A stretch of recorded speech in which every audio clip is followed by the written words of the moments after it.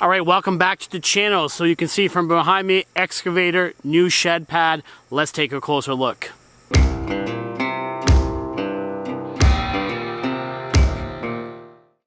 him do the work and you get to relax.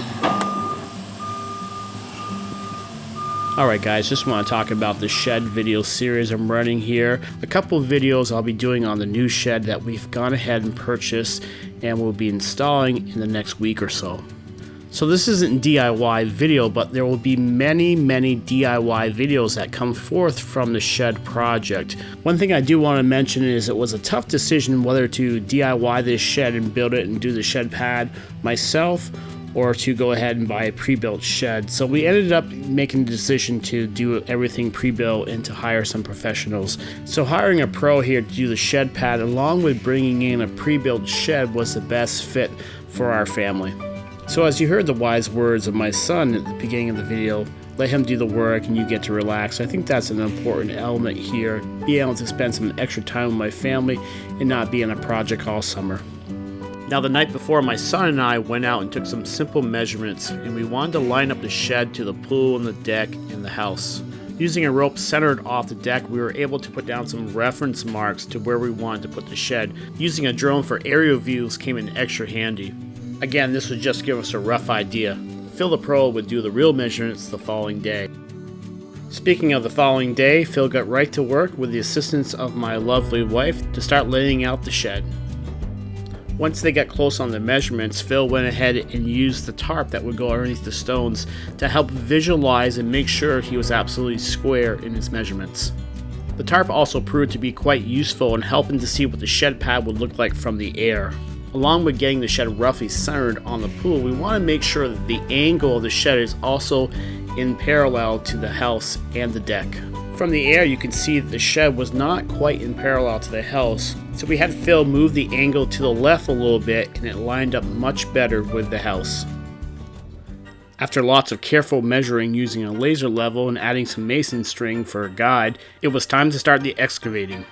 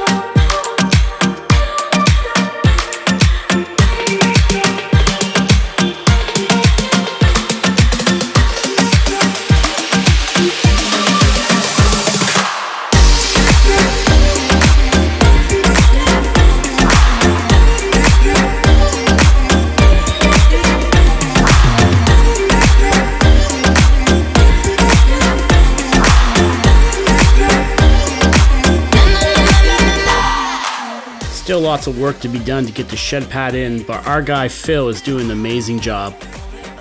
He's adding more stone, continuing to level both by machine and hand, and taking all sorts of measurements to make the shed pad absolutely level and perfect. Phil also had a great idea of taking all the sod that was removed and putting it evenly around the shed pad. Working the sod between the excavator and a garden tiller was the perfect way to mash it up and use it as fill around the shed pad. More measuring and leveling continued. He brought in the last bit of stone and raked it by hand. Finally, grass seed was spread throughout. We settled up with Phil and he was on his way. So the shed pad has now been completed. I'm very happy and pleased. Thank you, Phil, for all your hard work on this project. Phil did leave a bale of hay as well as some extra seed. I am going to add a little bit more topsoil here and there, as well as add some soil in front of the shed pad where the weight of the excavator impacted the ground. We are getting really excited about the new shed arriving very soon. I want to thank everyone for watching this video. If this video was helpful, please hit that like button as it really helps out the channel. Subscribe to my channel and hit that notification bell so you don't miss part 2 of the shed series. Thanks for watching and take care.